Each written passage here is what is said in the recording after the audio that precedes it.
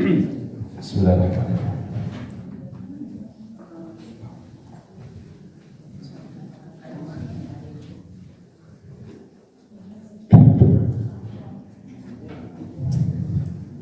Bismillahirrahmanirrahim.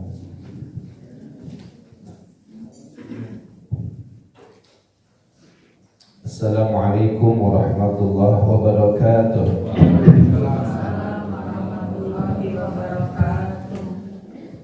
Alhamdulillah wa syukru ala ni'matillah wa la hawla wa la quwwata illa billah. Salatan wa salaman ala Rasulillah Muhammad ibn Abdillah wa ala alihi wa ashabihi wa man wala. Amma ba'd. Allahumma anfa'na bima 'allamtana wa 'allimna ma yanfa'una wa barik lana fima 'allamtana wa zidna ilman. Allahumma la sahla illa ma ja'altahu sahla wa anta taj'alul hazna idza syi'ta sahla. Semoga waktu yang penuh barokah ini di Masjid Al-Barokah ini melimpah keberkahan untuk kita semuanya, karena Nabi SAW juga mendoakan secara khusus umatnya dengan keberkahan di waktu subuh. Nabi bersabda dan berdoa untuk kita, Allahumma barik li ummati fi bukuriha. Ya Allah, berkahilah umatku di waktu pagi harinya. Maka ini waktu berkumpul segala banyak keberkahan untuk kita. Keberkahan waktu subuh, keberkahan juga di dalam masjid, keberkahan di dalam majelis ilmu. InsyaAllah tidak keluar kita dari majelis ini kecuali mudah-mudahan Allah ampunkan dosa-dosa kita, Allah angkat derajat kita, dan Allah catat kebaikan dan pahala bagi kita. Amin ya rabbal alamin. Apa kabar Bapak Ibu? Gak ada yes-yes-nya, gak ada? Alhamdulillah, luar biasa ya. Alhamdulillah, setelah dua pertemuan ke belakang, mungkin tadi kata Pak Haji ada gangguan apa Pak Haji? Ya, gangguan sinyal ya, bukan gangguan yang lain. Alhamdulillah, betul kadar Allah di pertemuan sebelumnya tidak bisa hadir melaksanakan tugas. Salah satunya adalah ada jadwal bimbing ibadah umrah, dan sehingga menyita waktu yang ada dalam agenda dan jadwal. Mudah-mudahan Allah istiqomahkan kita dalam majelis ilmu seperti ini, karena ini adalah salah satu jalan wasilah bagi seorang mukmin untuk meraih jalan pintas menuju surga. Nabi SAW bersabda, "Man salaka tariqan yaltamisu fihi ilman, sahhalallahu lahu bihi tariqan ilal jannah." Siapa yang keluar dalam rangka menuntut ilmu, maka Allah akan berikan kepadanya jalan pintas menuju surga. Jadi semakin sering kita hadir dalam majelis-majelis ilmu, taman-taman surga dunia ini, mudah-mudahan jadi ciri akan dimudahkannya kita kelak masuk ke dalam surga yang dijanjikan Allah. Amin ya rabbal alamin. Hadirin dirahmati Allah, kita akan lanjutkan kajian subuh kali ini dengan kajian tadabbur, dan saya lihat di YouTube Rombakan TV. Nah, jadi sekarang ada patokan kalau sampai mana kemarin. Nah, di situ ada yang diupload. Terakhir saya lihat surat Al-Qari'ah. Berarti sekarang ya kita masuk kepada surat Al-Adiyat. Surat apa? Al-Adiyat. Sudah pada hafal? Hafal di luar kepala atau masih di mana? Di luar kepala ya. Kita baca bersama-sama Bapak-Ibu.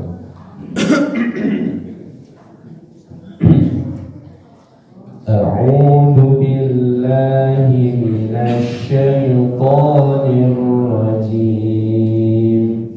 Bismillahirrahmanirrahim. Wal 'adiyati dabha fal muriyati qadha فالموريات فالمغيرات صبحا فأثرن به نقعا فوسطن به جمعا إن الإنسان لربه لكنود وإنه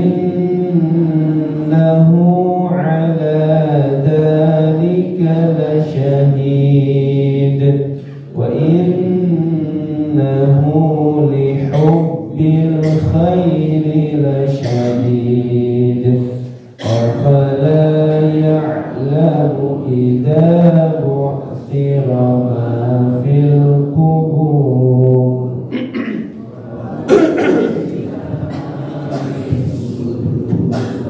إن ربهم بهم يومئذ لخبير. Baik, sadaqallahul azim, sadaqa rasuluhul karim, wa nahnu ala dzalika minasyahidin. Bapak dan Ibu yang dirahmati oleh Allah, surah Al-Adiyat. Para ulama berselisih tentang surah Al-Adiyat ini apakah termasuk Makkiyah atau Madaniyah. Sebagian berpendapat bahwa ini adalah surat Makkiyah, turun sebelum hijrah Nabi SAW. Karena di dalam surat ini berisi tentang apa? Tentang tanda-tanda atau kondisi-kondisi manusia pada hari kiamat, di mana Allah akan mengeluarkan dan membongkar seluruh rahasia-rahasia yang ada di dada-dada manusia. Dan kita tahu kalau ayat itu berisi tentang peringatan-peringatan hari akhir, itu biasanya surat-surat Makkiyah atau Madaniyah? Makkiyah. Jadi ayat-ayat yang berbicara tentang peringatan hari akhir, tentang adanya hari kebangkitan, itu semuanya adalah ayat-ayat Makkiyah. Karena di Mekah selama 13 tahun pembangunan yang paling jadi konsentrasi Nabi itu adalah tentang al-iman billah wa bil yaumil akhir, beriman kepada Allah dan kepada hari akhir. Ini pondasi. Jadi juga harus kita terapkan dalam kehidupan kita. Jangan kita itu menjadikan amalan syariat kita itu hanya sekedar sebuah taklif beban. Jangan sampai kita beribadah lahirnya karena satu perintah dan beban. Apalagi termasuk anak-anak kita, dia sholat, dia saum karena terunjuk bapaknya. Pokoknya lama kita sholat, maka dia sholat tapi sholat bukan karena iman. Dia saum tapi saum bukan karena iman. Maka ini apa bedanya dengan robot? Ya, robot bisa sholat tidak? Bisa, tinggal disetel mau sholat apa, mau sholat tahajud, ya selama 5 jam pun bisa robot, ya 1 rakaat 3 juz bisa nggak robot? Bisa, disetel 3 juz. Bisa sholat duha berjam-jam, bisa sholat tepat waktu, tinggal disetel saja setiap adzan dia sholat. Robot bisa melakukan. Dan anak kita sendiri bukan robot. Kenapa kita kalau sholat masih terasa jadi beban, terasa jadi berat? Kenapa kalau kita saum seperti juga jadi beban yang sangat berat? Kenapa kita sedekah juga atau zakat yang jadi kewajiban mungkin juga masih terasa berat? Kenapa? Karena bisa jadi iman yang harus jadi landasan dalam beramal kurang tertanam dalam diri kita, kurang tertanam dalam jiwa kita. Kalau iman sudah tertanam, yang ada seperti para sahabat, mereka berburu amal, berburu pahala, bersaing di dalam kebaikan. Lihat orang-orang fakirnya bertanya kepada Rasul, "Ya Rasul, dhahaba ahlud dusur bil ujur." Wahai Rasul, orang-orang kaya pergi dengan membawa pahala yang banyak karena kekayaan mereka.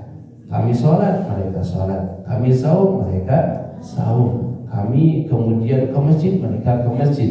Tapi mereka beramal, berinfak, bersedekah, berwakaf yang tidak bisa kami lakukan. Lihat, kecemburuan orang-orang fakir bukan tentang rumah mereka gede, rumah kami kecil. Mereka punya mobil, kami gak punya mobil. Mereka punya unta, kami gak punya unta. Bukan itu yang dicemburui, tetapi tentang amalan. Ya. Lalu datang lagi perempuan kepada Nabi Asma khutibatun nisa, ya Rasulullah, kaum laki-laki berangkat mendapatkan pahala dengan ibadah Jumatnya. Kaum laki-laki berangkat mendapatkan pahala dengan jihadnya fisabilillah di medan perang, mati syahid. Kaum laki-laki mengurus jenazah dan banyak amal. Kami ya Rasul, kenapa kami hanya begini saja, dari dapur, terus sumur, terus kasur, ya, 3R itu. Bagaimana Rasul? Yang ditanya oleh perempuan bukan tentang ya Rasul kami melahirkan, kenapa enggak laki-laki juga melahirkan misalnya? Kami hamil, kenapa laki-laki juga enggak hamil? Kok enggak adil kayak orang-orang hari ini kan pengen emansipasi apa? Emansipasi ya. Pengen ada persamaan ya. Kalau laki-laki jadi supir truk, kami juga harus jadi supir truk dong ya. Jadi pengen selalu ada persamaan. Zaman sahabat yang mereka inginkan bukan itu, yang mereka inginkan adalah amal, prestisiusnya amal, berlomba dalam memburu pahala. Apa sebab? Sebab yang dibangun sejak awal adalah iman. Yang dibangun adalah keimanan. Kalau orang sudah menghunjam iman, akan iman dalam jiwanya, dalam dadanya, maka keinginan dia untuk beramal jauh lebih besar. Keinginan dia untuk berebut pahala jauh lebih besar. Ya, akan muncul dalam hatinya kelapangan jiwa, kelapangan dada.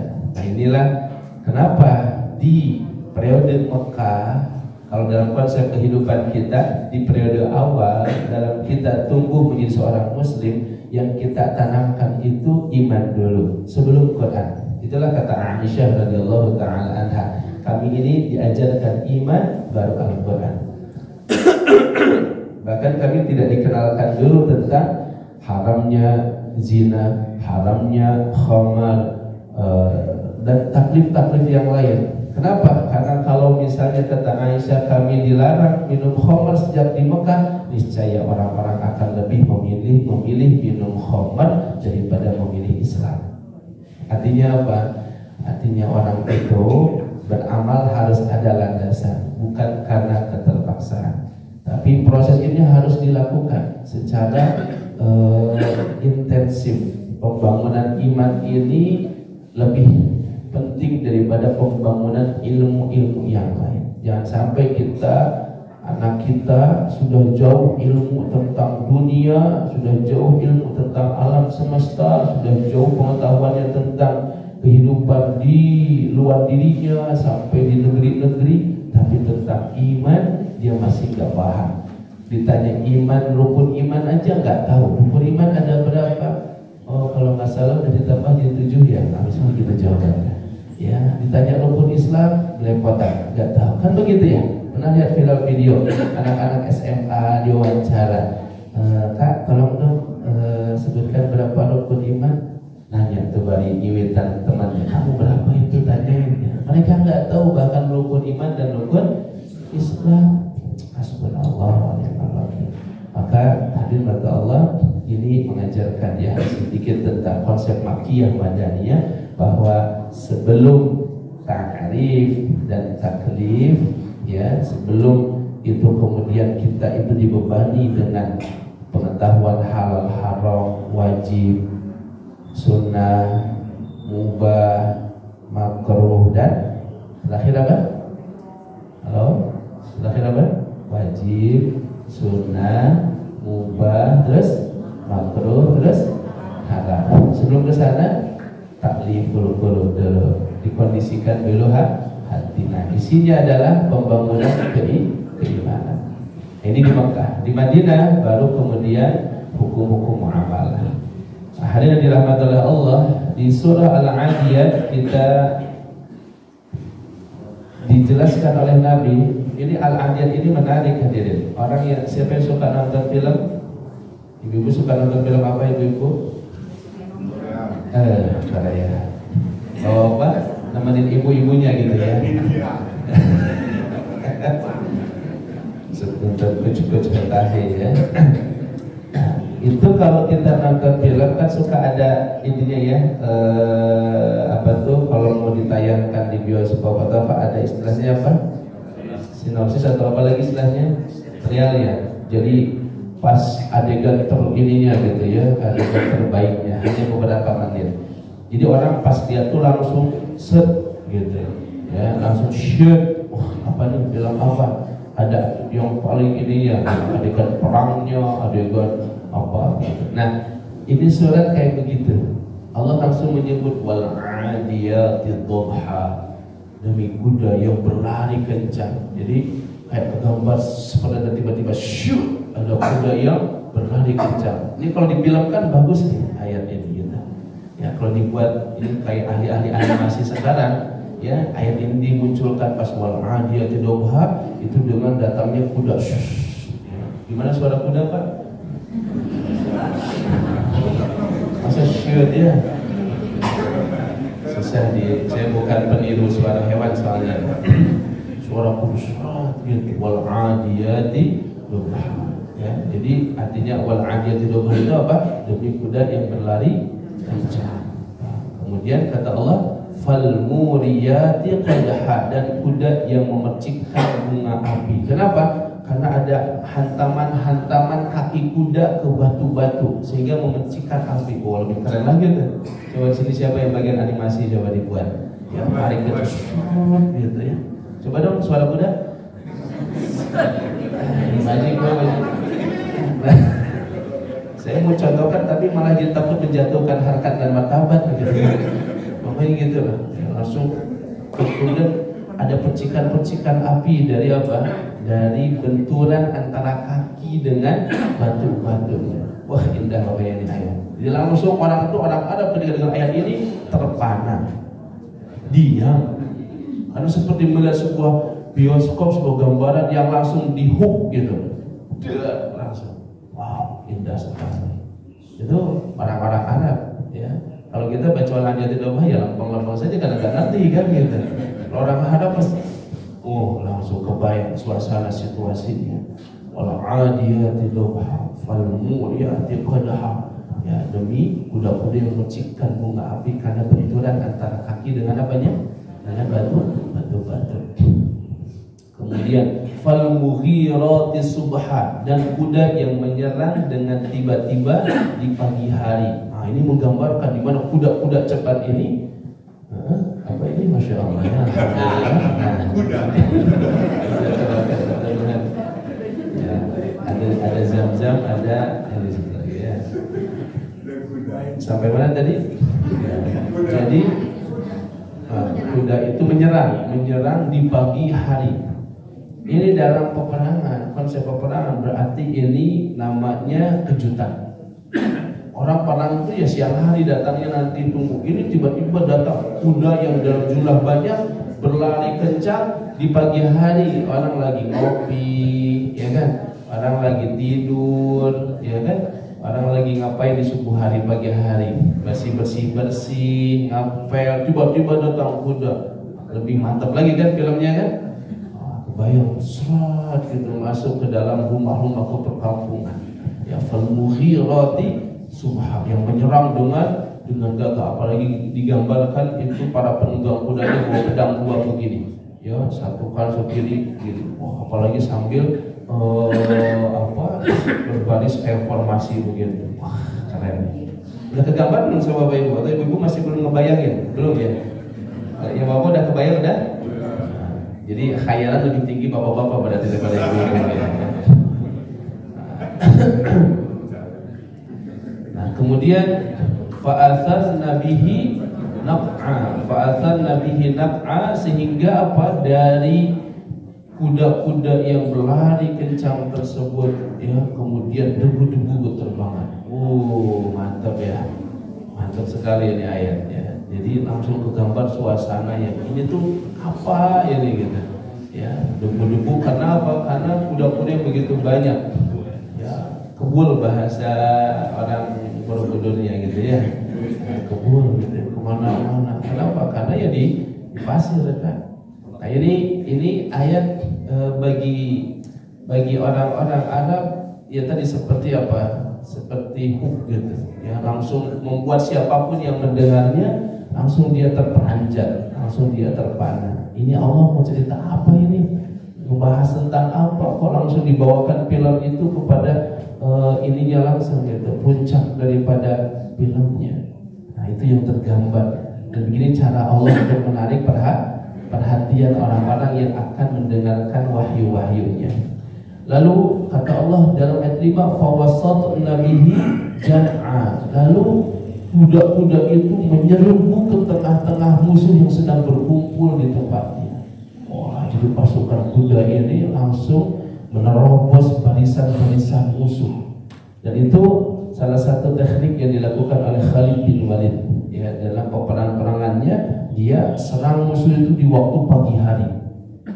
Kalau kita kenal Khalid bin Walid, kenal Bapak Ibu kalau Khalid bin Walid? Gimana kenalnya? Apa cukup ya? Bukan Bang Khalid yang situ, bukan ya? Khalid bin Walid ini kalau ditanya Al-Quran, ya, dia nggak hafal Al-Quran. Ya. Kalau ditanya tentang hafalan Quran, mungkin kayaknya sama dengan sebagian Bapak Ibu, hanya hafal terikul. Mungkin ya, hanya hafal terikul gitu. Jadi nggak lebih dari itu. Jadi setiap dan dia ketika jadi panglima perang kan juga jadi imam salat. Nah itu memang pas jadi imam nggak jauh, ya. Di antara terikul itu, qul huwallahu ahad lagi, qul a'udzu birabbil falaq lagi, sekali-kalinya qul ya ayyuhal kafirun bulat-belit la a'budu wala antum wala ana wala antum wala. Enggak beres-beres benar begitu. Karena Khalid, apa kata orang? Kenapa engkau tidak hafal Quran wahai Khalid? Jawaban Khalid ya beda dengan jawaban kita. Kalau Khalid jawabannya apa? Syaghalanil huruf. Aku telah disibukkan sekali dengan peperangan demi peperangan yang tidak pernah berhenti. Ada yang mau jawab begitu Bapak-bapak? Kenapa Bapak cuma terikut? Syaghalanil huruf. Perang apa Bapak-bapak? Ya, aku disibukkan dengan perang apa Bapak-bapak? Kumpul di pos. Ya. Syaghalanil pos. Ya.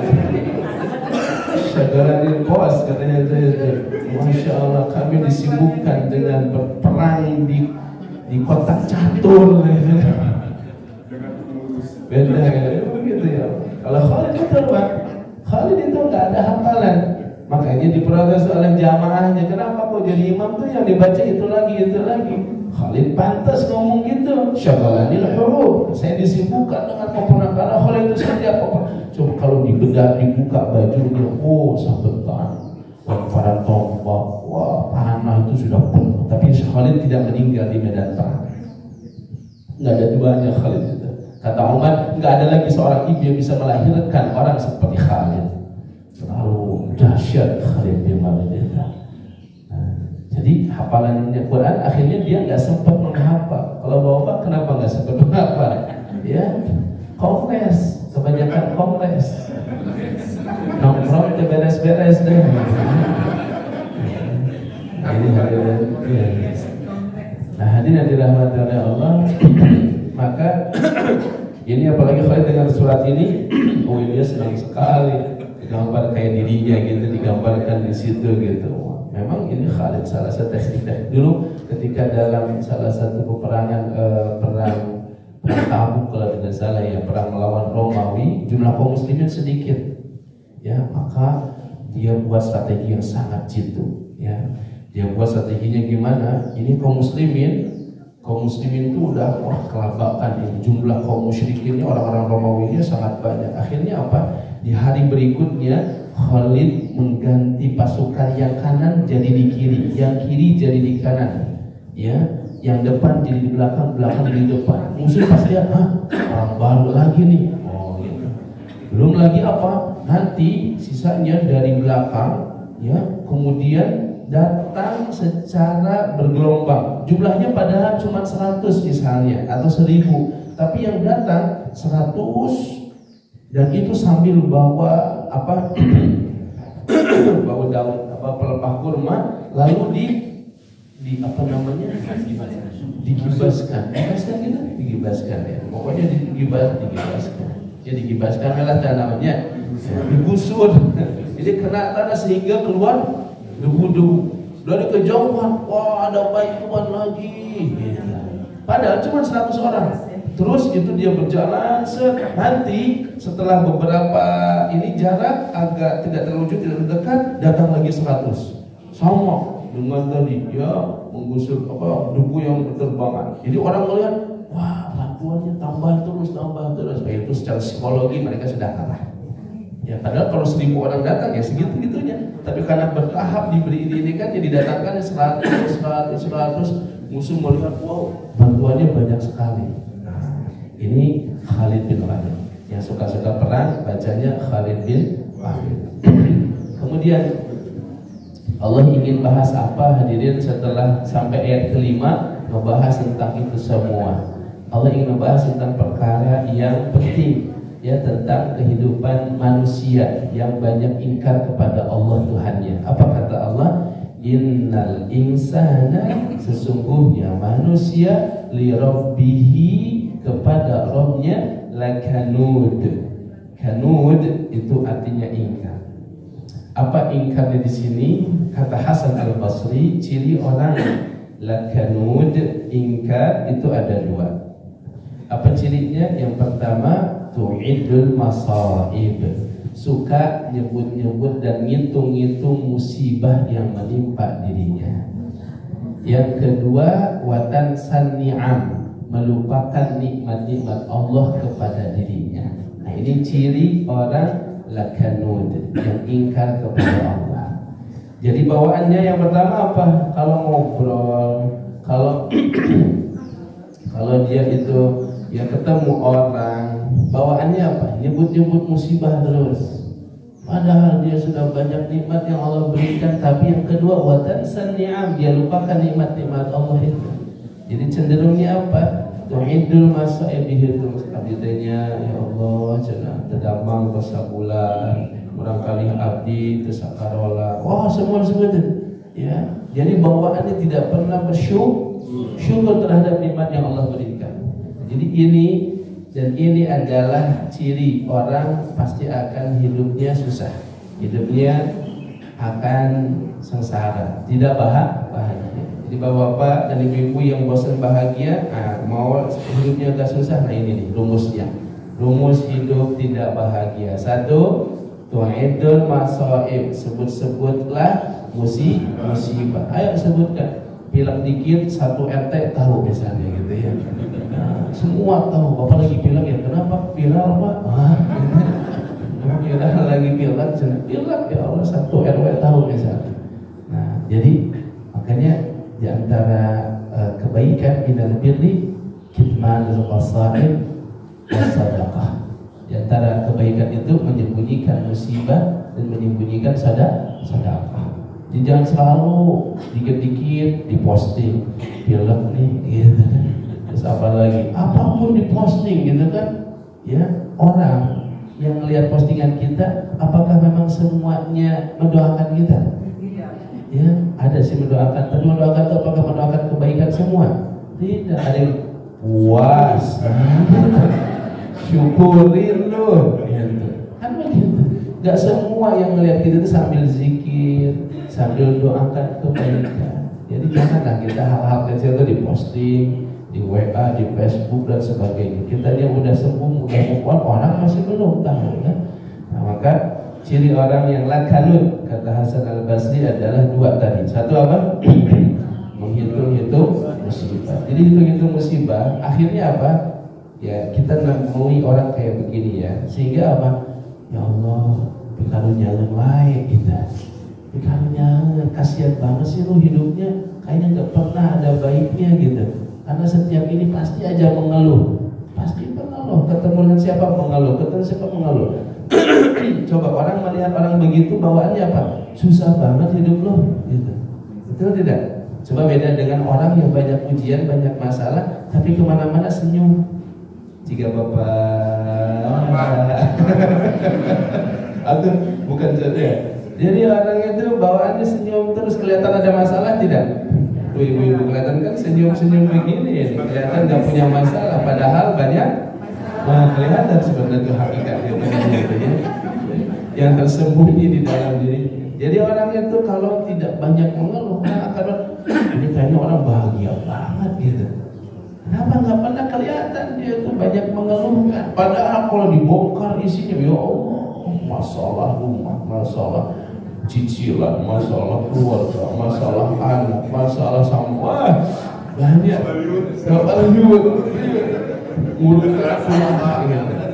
Tapi gara-gara datang ke masjid senyum.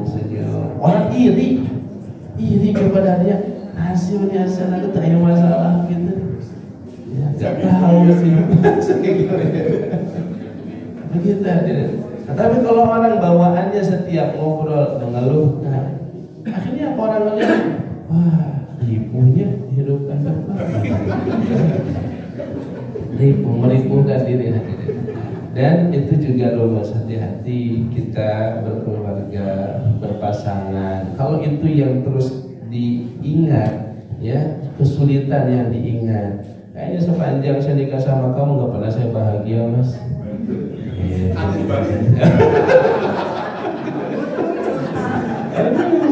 Ya, kemarau sepanjang tahun hilang dengan satu kali hujan sehari.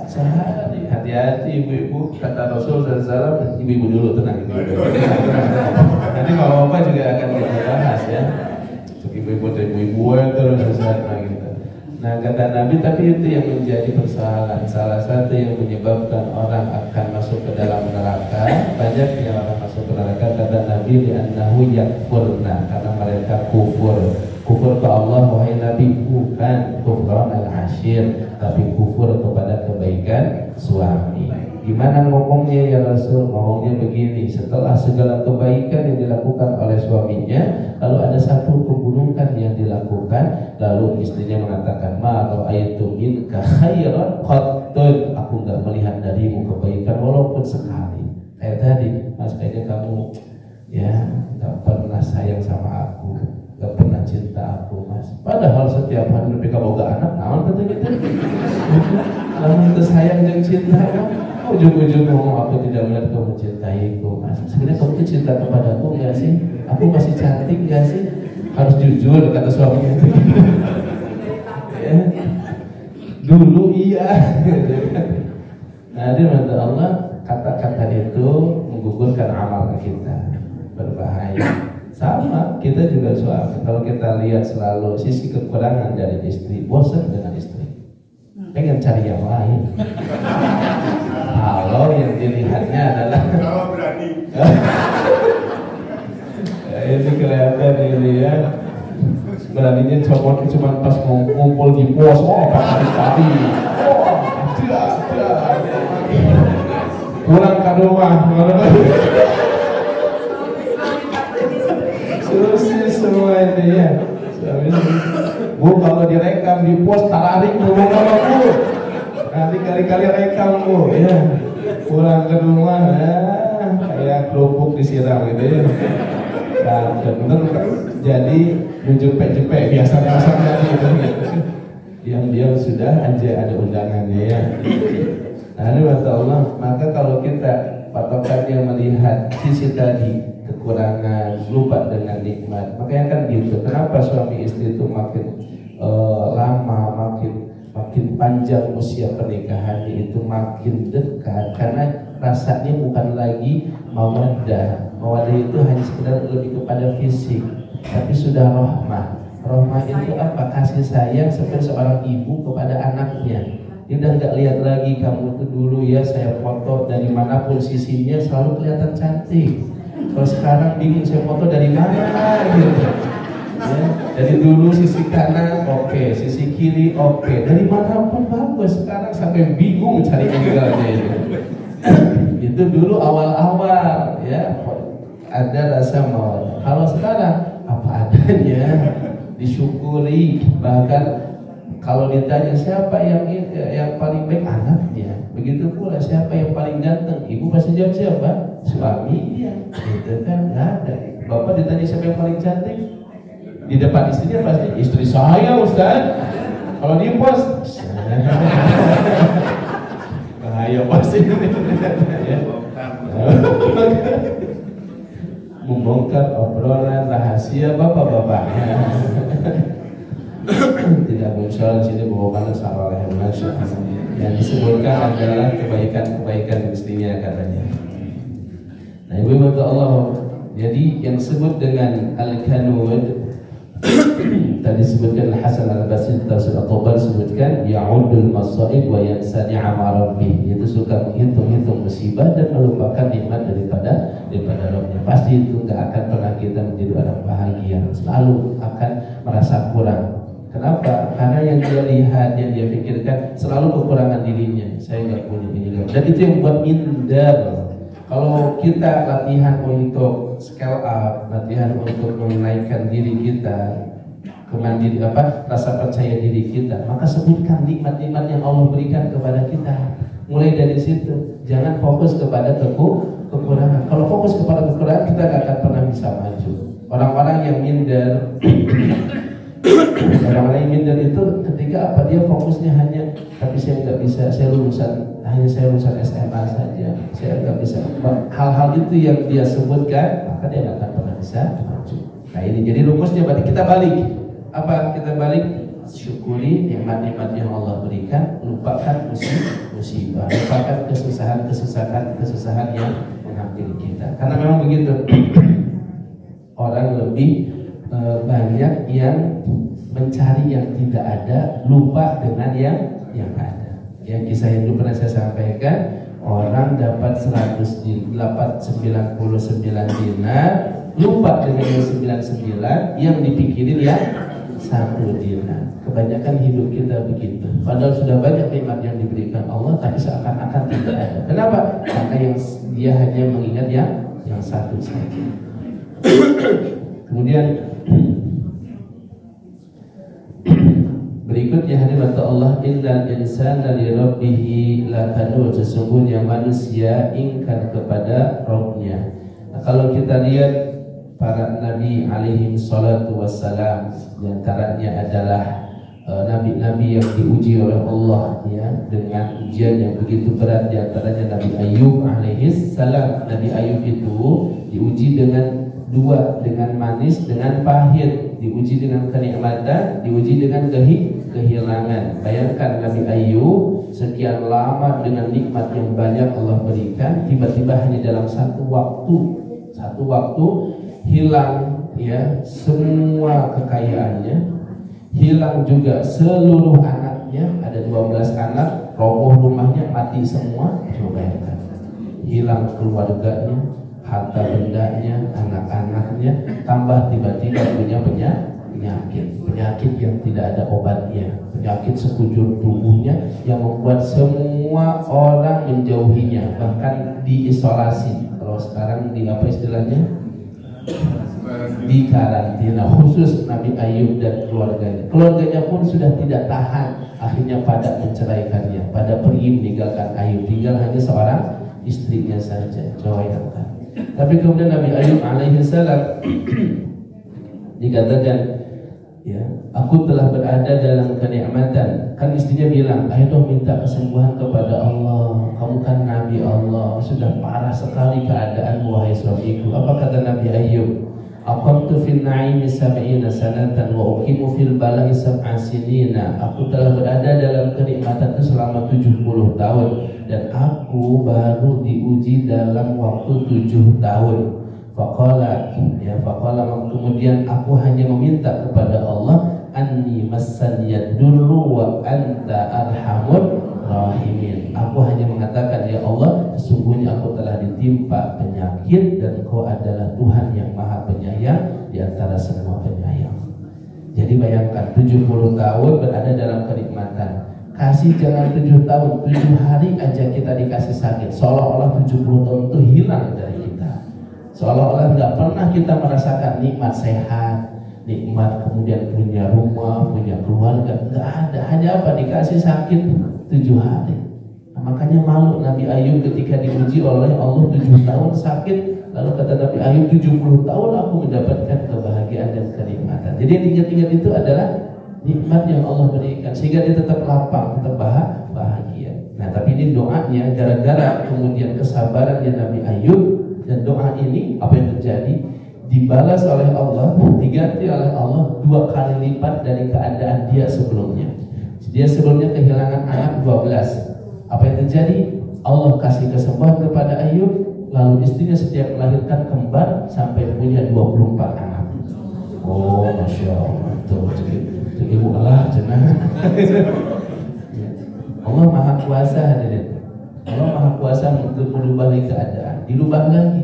Anni massaniyad durru. Allahumma anni massaniyad durru wa anta arhamur rahim. Boleh dipakai di doa, diamalkan di doa ketika kita sakit, ketika kita banyak kesusahan, kita minta sama Allah. Anni massaniyad durru wa anta arhamur rahim. Ya Allah, aku sedang ditimpa kesusahan, kesulitan, penyakit, apapun istilahnya.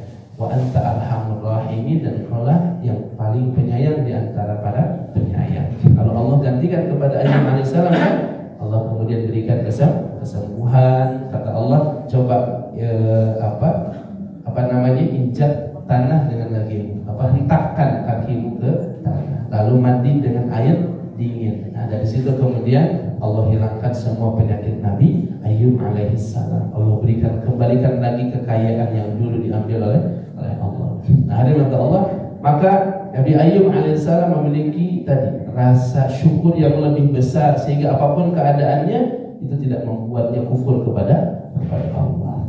Kemudian di ayat yang ke-7 Allah mengatakan, wa innahu ala dzalika lasyahid, dan sesungguhnya dia, yakni manusia, menyaksikan dan mengakui keingkarannya. Yaitu apa? Manusia ketika dia mendapatkan nikmat dari Allah, lalu ada orang seperti Qarun yang mengatakan apa? Qala innama utituhu ala ilmin indi. Saya ini mendapatkan semua karena ilmu saya, karena keahlian saya, karena usaha saya. Dia betul-betul menyaksikan keingkaran dirinya ke Allah. Ya. Dan ini yang dibenci oleh Allah. Apa yang terjadi kepada Qarun, Bapak Ibu? Ketika Qarun mengatakan semua ini gara-gara usaha saya, padahal sebelumnya dia seorang yang miskin, dia nggak punya apa-apa. Datang kepada Nabi Musa, tolong doakan aku, wahai Musa, menjadi seorang yang kaya raya. Musa doa kepada Allah, Allah berikan satu persatu kekayaan kepada Qarun. Sampai apa? Jangankan berangkasnya, kuncinya aja harus dibawa oleh banyak orang. Saking banyaknya kunci berangkasnya. Kita jangankan jangankan berangkasnya kunci. Ya, kita bingung bukan nyari tempat nyimpan berangkas, bingung cari berangkasnya. Qarun berangkasnya di mana-mana, kuncinya dibawa oleh banyak orang. Tapi apa yang terjadi saat dia lupa dengan yang memberi nikmat? Allah tenggelamkan itu Qarun dengan harta bendanya. Fakhasabna bihimul ardh, kami tenggelamkan ke dalam tanah. Makanya saking banyaknya hartanya Qarun, dimanapun kita menemukan tanah yang di situ ada harta, kita sebut harta apa? Saking apa? Banyaknya harta ini siapa? Artinya Bapak Ibu, kalau kita ingkar dengan nikmat Allah, dibalasnya dengan apa? Inna adabi lasyadid. Sesungguhnya hukumanku, adabku, siksaku sangat berat. Dan itu bisa jadi bukan hanya di akhirat, di dunia. Pernah dengarkan kisah 3 orang, yang 2 ini kufur nikmat, yang 1 syukur nikmat. 1, mohon maaf ya, ini ada yang pertama si belang, yang kedua si botak, yang ketiga si buta. Ya, maaf kalau ada keserupaan di dalam cerita ini. Ya. Jadi si botak, ya, kemudian dalam keadaan dia sudah botak, dan saat itu ya, botak itu disebut penyakit saat itu. Kalau sini sekarang kan model kan sekarang kan modis lah gitu. Dulu disebut penyakit. Kemudian dia miskin, dia nggak punya apa-apa. Datang malaikat dalam wujud musafir. Apa yang terjadi kepadamu wahai bapak, aku ini orang yang dihina oleh orang-orang karena aku botak, lalu aku nggak punya apa-apa. Oh gitu, apa yang kau inginkan? Aku ingin kembali rambutku seperti semula seperti orang-orang punya rambut. Akhirnya malaikat itu berdoa, Allah berikan rambut. Lalu ditanya lagi, apalagi kau inginkan? Ya, aku pengen punya apa-apa ternakan. Maka malaikat berdoa, dikasihlah kepadanya unta. Dikasihlah kepadanya unta. Kamu lihat di sana, di lembah itu unta sudah banyak. Wah, dia senang, bersyukur. Datang ke sana, sudah ada beberapa unta. Makin lama makin banyak unta. Malaikat datang ke yang kedua, si belang. Kenapa belang? Lihat penyakit saya, wahai Tuhan. Aku tertimpa penyakit belang, penyakit kulit, sampai orang-orang merasa jijik kepada aku. Apa yang kau inginkan? Ya, aku ingin kesembuhan. Dan setiap orang selalu menginginkan kesembuhan dari penyakit. Nah, lalu Allah sembuhkan dalam doanya malaikat itu. Lalu apa yang kau inginkan? Aku juga dihina orang karena aku fakir, aku miskin. Aku ingin punya peternakan. Maka diberikanlah di satu lembah peternakan apa? Sapi. Dia punya banyak sapi. Makin lama makin banyak. Lalu datang lagi musafir ini kepada orang yang ketiga. Siapa? Si buta. Kenapa buta? Aku sudah lama tidak bisa melihat. Aku ingin merasakan nikmatnya daripada nikmat-nikmat Allah. Aku ingin seperti dulu bisa melihat. Maka malaikat mendoakan dan dia kembali bisa melihat. Dan juga dia meminta agar punya sesuatu yang bisa dia kembangkan. Dikasihlah apa? Dikasihlah di satu lembah kambing. Kambingnya makin hari makin banyak. Lihat episode pertama begitu, berjalan mulus. Lama-kelamaan hartanya makin banyak. Yang si botak punya unta makin banyak, si belang sapinya makin banyak. Demikian juga si buta yang sudah tidak lagi buta, kambingnya makin banyak. Ujian datang malaikat dalam wujud seorang musafir lagi. Lalu dia mengatakan kepada si botak yang sekarang sudah keren, sudah gagah, sudah ganteng, gitu ya, sudah kaya raya bahkan ya, bukan cuma kaya. Tuhan, saya musafir, tolong bantu saya sedang melakukan perjalanan. Kata si dia, oh nggak ada ya, ini kita punya sudah ada jatah hak-haknya orang. Kata, satu aja Tuhan, berikan aku makan. Oh nggak ada ya, nggak diberikan sama sekali. Akhirnya apa kata musafir ini? Kayaknya saya ingat deh, dulu anda itu kalau nggak salah botak ya. Dulu anda ini nggak punya apa-apa kan? Oh kata siapa? Ya, ini semua harta-harta warisan dari orang tua saya. Oh, ya. Lupa dengan nikmat dari Allah. Kan gitu, bisa jadi begitu kan? Lupa kamu susah dulu. Ya, lupa kemarin nggak bisa apa-apa, nggak punya apa-apa. Siapa yang merubah keadaan ini? Allah. Nah, orang sudah suka lupa dengan Allah. Kayak tadi kayak Korun. Oh, ini karena ilmu saya, karena keahlian saya, karena kepintaran saya.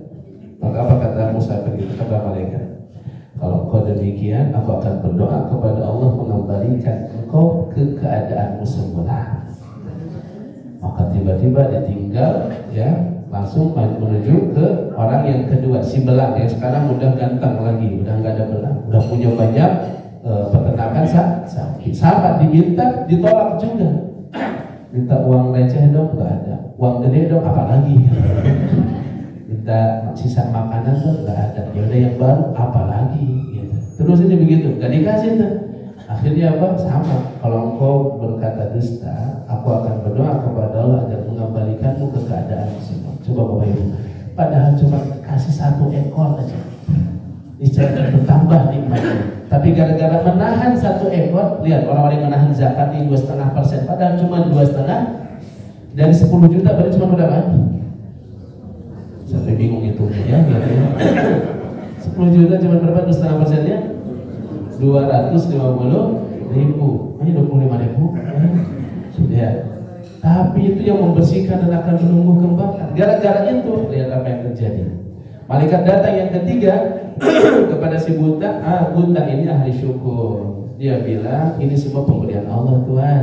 Kau ambil, kau datang ke lembah itu, kau ambil apa yang kau mau, kau pilih apa yang kau suka, kau bawalah. Kau adalah bagian daripada tamu Allah untukku. Silakan kau ambil. Apa katanya? Sungguhnya aku adalah utusan Allah. Kira-kira kalau ada orang kayak gitu ngomong ke kita gimana? Sesungguhnya aku adalah utusan Allah, malaikat Israel. Maka kemudian dua temanmu ingkar kepada Allah, ingkar akan nikmat-nikmat Allah, maka Allah akan mengembalikan mereka ke keadaan sebelum mereka hari ini. Maka ditinggal oleh malaikat, benar, si belang kembali belang, si botak kembali botak, dan unta sapinya hilang saat itu juga, kembali miskin fakir seperti semula. Maka dari Allah, ini gara-gara kufur kepada satu kebaikan, bisa kondisi kita akan dikembalikan kepada keadaan semula. Makanya disinilah pentingnya kita kembalikan semua nikmat itu kayak Nabi Sulaiman. Apa Nabi Sulaiman katakan saat mendapatkan nikmat? Hada min fadli Rabbi, ini semua fadl. Fadl itu apa? Karunia dari Rabbku. Jangan ini karena usahaku, ini karena kepintaran dan kecerdasanku, bukan. Hada, ikuti. Hada min fadli Rabbi. Ulangi. Hada min fadli Rabbi. Apa artinya? Ini karunia dari Allah Tuhan. Artinya apa? Kembalikan semua yang kita dapatkan itu pemberian dari Allah. Kalau Allah tidak sehatkan kita nggak bisa bekerja. Kalau Allah hilangkan akal kecerdasan kita nggak bisa berpikir. Kalau Allah buat kaki kita sakit, kita nggak bisa berjalan. Kasih sakit perut aja, kita udah nggak bisa keluar dari rumah, hadirin. Maka kalau bukan karena Allah, kita nggak bisa apa-apa. Makanya syiar orang muslim itu setiap kali dia keluar rumah, dia katakan apa? Bismillahi tawakkaltu 'alallah la haula wala quwata. Di ayat yang ke-8 Allah katakan tentang manusia, wa innahu lihubbil khairi lasyadid, dan sungguh cintanya kepada harta benar-benar apa? Berlebihan. Ya. Kenapa manusia kemudian menjadi berat untuk mengeluarkan hartanya? Kenapa? Karena innahu lihubbil khairi, karena kecintaan dia kepada harta benda itu terlalu apa? Syadid, terlalu berlebihan. Ya. Ini yang membuat kita berat untuk beramal, berat untuk berinfak, bersedekah. Kenapa? Karena dia merasa ini kan usaha saya, capek-capek saya. Ya, saya pergi gelap pulang gelap.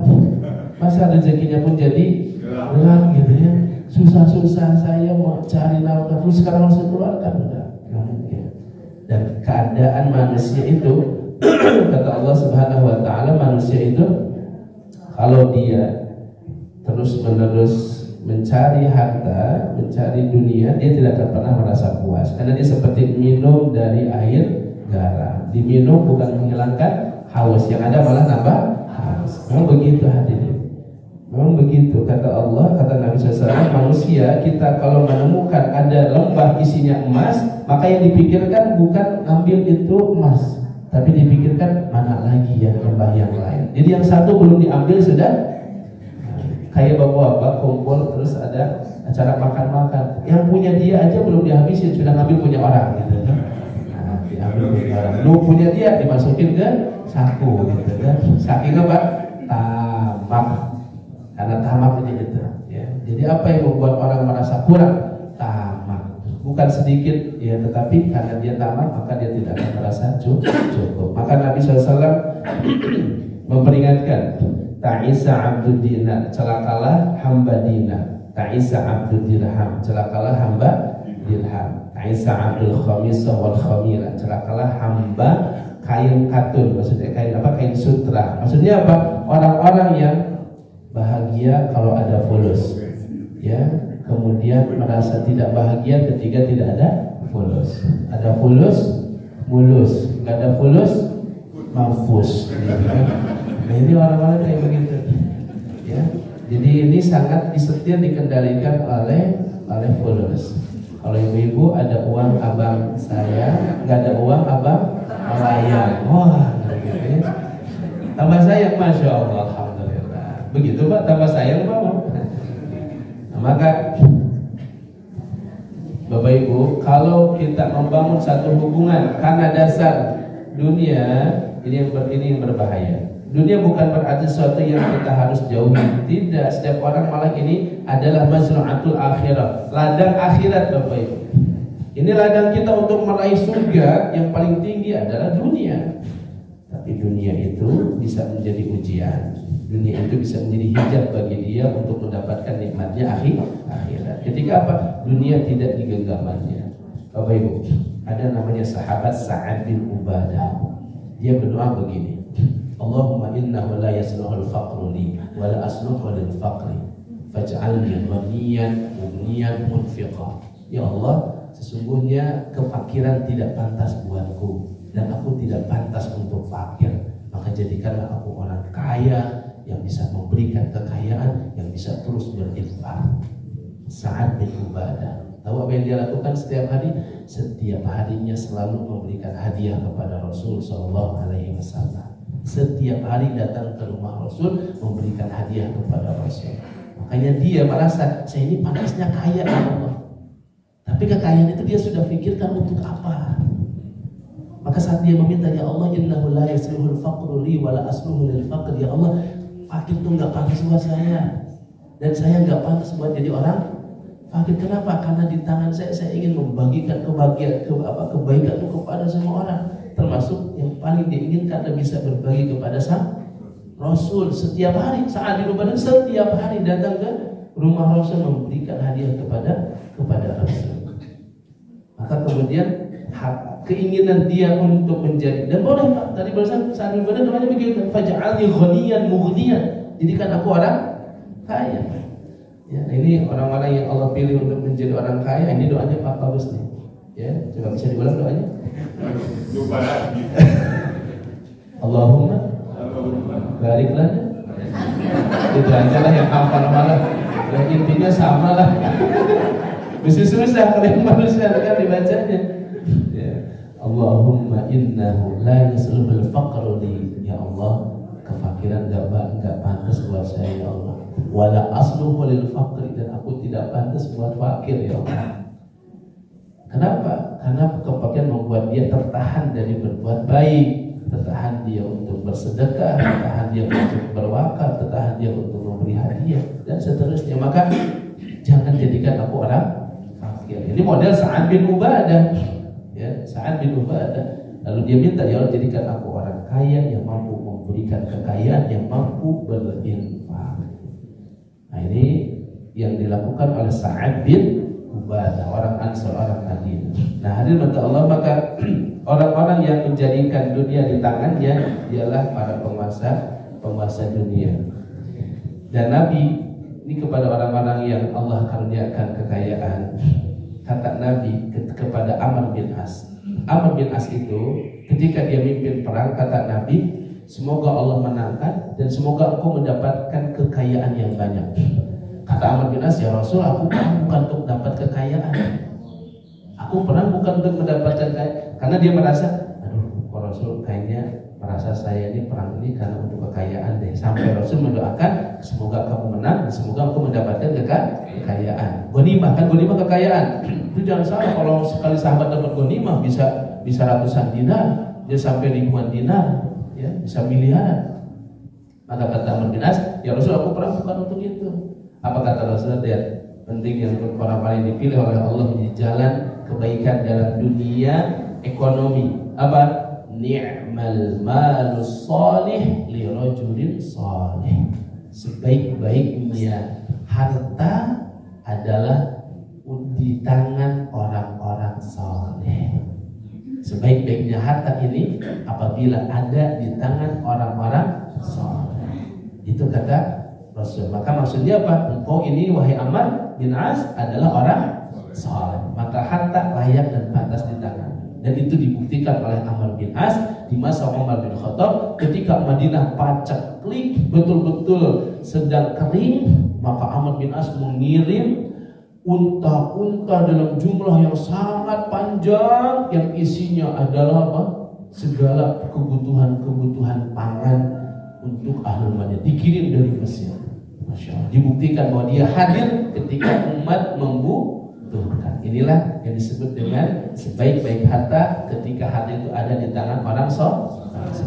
Nah, maka semoga Bapak Ibu yang sedang dititipkan harta oleh Allah, termasuk yang dipilih oleh Allah, menjadi solusi buat umat, bukan hanya untuk kepentingan Kenapa? Karena kita akan dihisab nanti sama Allah. Ya, kita akan dihisab, dan hisab itu bisa jadi hisaban yang mudah atau hisab yang sulit. Kemudian Allah dikit lagi, afala ya'lamu idza mu'thira ma fil kubur. Maka tidakkah dia mengetahui apabila apa yang ada di dalam kubur apabila dikeluarkan. Wa husila ma fis sudur, dan dikeluarkan, dihasilkan apa yang ada di dalam dadanya. Artinya apa? Nanti akan dikeluarkan, ya. Ini ayatnya maknanya bisa jadi manusia dalam kubur nanti akan dikeluarkan, jasad-jasad mayit-mayit yang ada dalam kubur akan dikeluarkan pada hari kiamat. Lalu akan dikeluarkan apa yang ada dalam dada. Maksudnya apa? Isi hati kita semua akan ditampakkan. Ketika kita beramal, ketika kita sholat, ketika kita sedekah, ketika kita baca Quran, sebenarnya karena siapa? Karena apa? Nah, itu akan diperlihatkan. Husila ma fis sudur, akan diperlihatkan. Oh, ternyata selama ini aku lakukan karena Allah, maka dicatat sebagai pahala. Kalau ternyata selama ini karena ingin dapat pujian, sanjungan dari orang, dikenal sebagai orang baik, dikenal sebagai orang dermawan, enggak akan dapat apa-apa dari Allah Subhanahu wa taala. Baik, hadirin mata Allah, ini saya kira nanti kita akan satu lagi lah ya. Nanti sebenarnya ini masih panjang pembahasan tentang ayat ini karena ada hal yang berkaitan dengan ayat ini tentang keadaan di hari kiamat.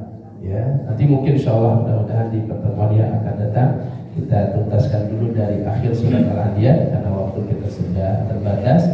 Mudah-mudahan kita dijadikan orang-orang yang lapang hatinya, Bapak Ibu, orang-orang yang lembut jiwanya, dan kita yang rasanya umur kita rata-rata di sini sudah lebih dari 40 atau tidak? Kalau lihat dari ibu 25, 26 ini kelihatan. Nah, maksudnya kalau sudah sampai 40 itu sudah batas paling akhir orang untuk merubah konsentrasinya dari konsentrasi dunia menuju konsentrasi akhirat. Usia 40 sana, usia 40 tahun. Artinya apa? Jangan ngitung seolah-olah usia Nabi, usia umat Nabi itu 60 sampai 70. Itu umumnya. Kita sekarang sudah melewati fase itu, sudah tinggal setengahnya, bahkan mungkin tinggal seperempatnya, bahkan mungkin tinggal hanya sedikit lagi. Maka yang paling berharga buat kita akhir dari hidup kita, hadirin. Allah nggak lihat masa lalu kita, Allah nggak lihat keburukan kita di masa lalu, Allah lihat akhirnya nih.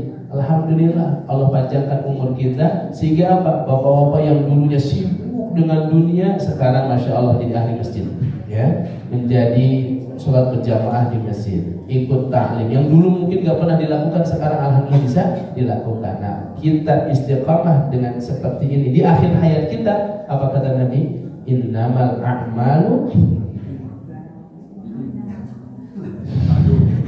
bil khawatim. Sesungguhnya amal itu tergantung khotimahnya, akhirnya. Jadi yang dilihat oleh Allah itu akhirnya. Saya posting kemarin di IG saya, wanita usianya 82 tahun, orang barat, orang mana ya, Amerika atau orang mana, 82 tahun bersyahadat masuk Islam, usia 82 tahun. Itu disebut kata Nabi, wa inna ahadakum la ya'malu bi amali ahli nar. Dan ada di antara kalian sepanjang hidupnya melakukan perbuatan ahli neraka, itu syirik, kufur dan segala macam. Hatta ma yakunu bainahu wa bainahu illa dira', sampai batas antara dirinya dengan ajalnya hanya tinggal satu hasta segini nih, hanya tinggal beberapa saat lagi. Kemudian fayamalu bi amali ahli jannah, lalu dia melakukan amalan ahli surga, taubat, hijrah, minta ampun sama Allah, lalu mati, maka dia jadi ahli surga. Coba bayangkan, ya, indah kan? 80 tahun dalam kesyirikan, kekufuran, tapi sisa umur hanya tinggal beberapa hari bertobat, bersyahadat. Masya Allah. Nah, mudah-mudahan Allah istiqomahkan kita sampai akhir hayat kita. Ya, amin ya rabbal alamin. Ini saja yang bisa kami sampaikan. Barakallahu fiikum. Aku qouli hadza, astaghfirullah li wa lakum. Wassalamualaikum warahmatullahi wabarakatuh.